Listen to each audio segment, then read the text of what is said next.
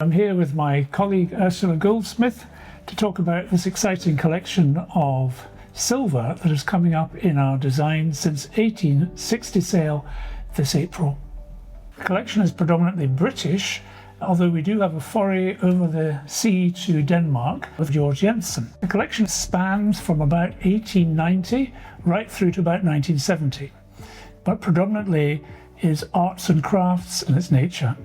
We're here to talk about these four things here, and Ursula, you've been taken with these three bowls. Can you tell us a bit about those? Yes, so these three mazes are all designed by Omar Ramsden, who was an arts and crafts silver designer and maker.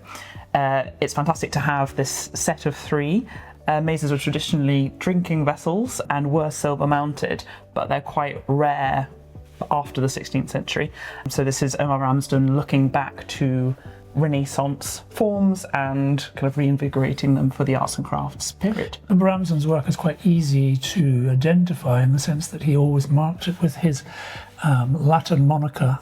Exactly, yes. So if you look on the bottom of this one here, and it's the same with the other two as well, it says Omar Ramsden me fecit, which translates from the Latin as Omar Ramsden made me. And again, that's a nod to the Renaissance when makers would put their name on items in that manner.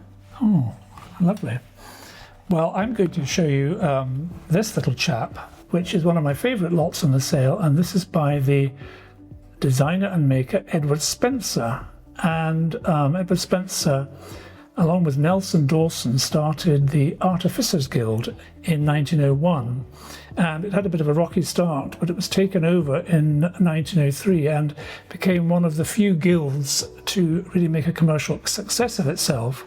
But I love this little dish because it's perfectly proportioned in a sort of Romanesque style, and you see it's all hand raised in the arts and crafts manner. I just think it's just such a lovely little pot or a bonbon dish which would look good in any setting. And now you're going to tell us about this. Yes, so continuing with the theme of guilds, this is designed by C.R. Ashby for the Guild of Handicraft, and the Guild of Handicraft was set up by C.R. Ashby in the early 20th century, first off in London, but then they moved to Chipping Campden in the Cotswolds. And I just love the incorporation of the enamel on it and this pierced detailing. It just sort of embodies the characteristics of the arts and crafts movement, and the Guild of Handicraft produced items that wasn't just silver, it was across media, so it's nice to see the enamel incorporated with the silver in this particular piece. It's a beauty, and it's got a lovely clear hallmark underneath, dating it to 1904, I think. That is indeed correct. So yes, the Guild of Handicraft had not long moved to Chipping Campden at that point. So perhaps one of the early pieces. You could say that, yes. And we're going to finish off by fast forwarding to around about 1935 with this lovely Art Deco cigarette case, and this is by the maker Georg Jensen.